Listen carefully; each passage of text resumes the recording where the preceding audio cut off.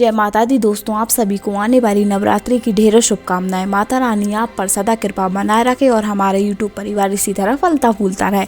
इसी आशा के साथ दोस्तों आज मैं आपके सामने बहुत ही सरल पूजा विधि नवरात्रि की शेयर करने वाली हूं। इससे पहले मैंने काफ़ी वीडियो दिए हैं, आप उन सभी को देख सकते हैं। सभी का लिंक डिस्क्रिप्शन में दिया गया है। तो देखिए, सरल नवरात्रि की पूजा करने के लिए हमें एक चौकी चाहिए। आप उस पर लाल या पीला वस्त्र बिछा लीजिए। आप ये पूजन अपने घर के मंदिर में भी कर सकते हैं। नवरात्रि में कलश की स्थापना मुख्य मानी जाती है और अगर आप कलश की स्थापना नहीं कर रहे हैं तो कम से कम एक जल का पात्र अवश्य रूप से भरकर उसे मंदिर में रखिए और अष्टदल कमल बना लीजिए। और अगर अष्टदल कमल नहीं बना सकते हैं तो थोड़ी सी अक्षत अवश्य डाल लीजिए। एक आप कलश लीजिए, तांबे का, पीतल का या मिट्टी का भी कलश ले सकते हैं।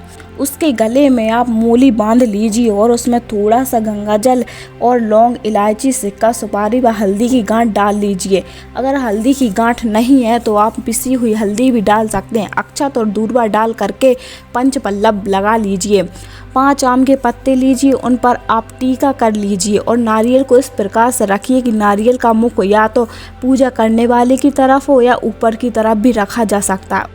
उसके बाद हम अक्षत के ऊपर माता रानी को विराजमान करेंगे या आपके पास माता रानी की फोटो हो, प्रतिमा हो, मूर्ति हो, वहाँ पर विराजमान करिए। व उन्हीं के साथ हमें गणेश जी की भी स्थापना करनी होती है। उसके बाद हम अक्षत के ऊपर माता रानी को विराजमान करेंगे या आपके पास माता रानी की फोटो हो, प्रतिमा हो, मूर्ति हो, वहाँ पर विराजमान करिए व उन्हीं के साथ हमें गणेश जी की भी स्थापना करनी होती है। अक्षत के ऊपर गणेश जी की स्थापना करेंगे। अब एक प्लेट में हम स्वास्तिक बनाएंगे, उसे भी हम माता रानी के पास में ही रखेंगे और उसी प्लेट में हम जवारे रखेंगे। ये जवारे किस प्रकार रोपे जाते हैं इसका वीडियो चैनल पर आ चुका है, आप इस वीडियो को देखकर जवारे बो सकते हैं। अगर आप जवारे नहीं बो सकते हैं तो बिना जवारे बोए भी आप अपना पूजन पूर्ण कर सकते हैं। उसके बाद में जल का छींटा दे करके अपनी ऊपर सामग्री के ऊपर हमने इसका शुद्धिकरण कर लेना है। अब आप एक धूप व दीप की स्थापना करेंगे और सर्वप्रथम अग्नि देव का आह्वान करेंगे, मतलब कि दीप जला लेंगे। हाथ में कुछ अक्षत व पुष्प लेकर के हम अपने व्रत का संकल्प लेंगे। आह्वान करेंगे सभी देवी देवताओं का कि हम किस प्रकार अपना व्रत करेंगे और जो भी हमारा संकल्प है वही बोलेंगे। सभी को हम आमंत्रित करेंगे कि वो इस चौकी पर विराजमान हो करके हमारी पूजा स्वीकार करें। अक्षत व पुष्प को छोड़ देना है जो हाथ में लिए थे।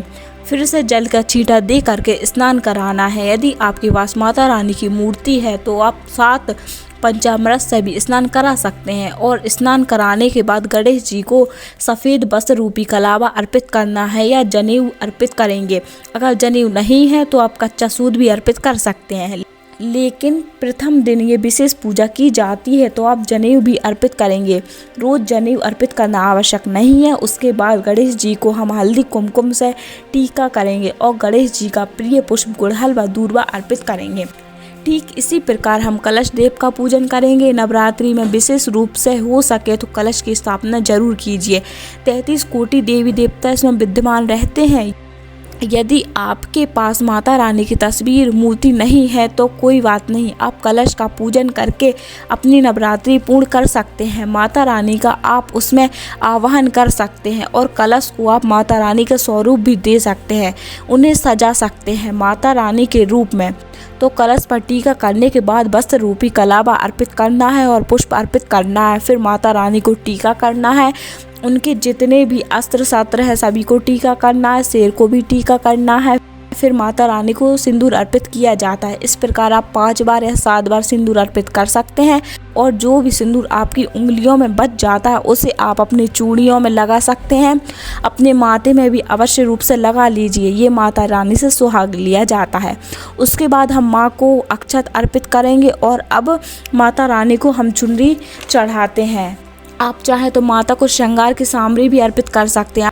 आप श्रृंगार माँ को किसी भी दिन, नवरात्रि के पहले दिन या अगले दिन भी अर्पित कर सकते हैं। अष्टमी, नवमी के दिन भी आप अर्पित कर सकते हैं। चुनरी माता को उड़ा दी है। उसके बाद माँ को धूप दीप दिखाना है। जो आपने जवारे बोए हैं उनका भी पूजन करना है और दीपक का भी पूजन करना है। तो यह सिंपल साधारण सी विधि है। अब उनका प्रिय पुष्प गुड़हल माता रानी को अर्पित करेंगे या कोई भी लाल पुष्प माता को अर्पित कर सकते हैं। माँ को मुख्य रूप से भोग लौंग बतासे का चढ़ाया जाता है। इसके बाद आप पंचमेवा का भोग भी अर्पित कर सकते हैं। ये सारे फलाहारी भोग अर्पित करने चाहिए क्योंकि ये जो फलाहारी होते हैं उन्हें माँ को अर्पित करना चाहिए। इसके अलावा आप जो भी भोग प्रसाद अर्पित करना चाहते हैं वो कीजिए। ज़्यादा कुछ नहीं तो आप 9 लौंग बतासे का भोग भी लगा सकते हैं, इतना ही काफ़ी है माता के लिए।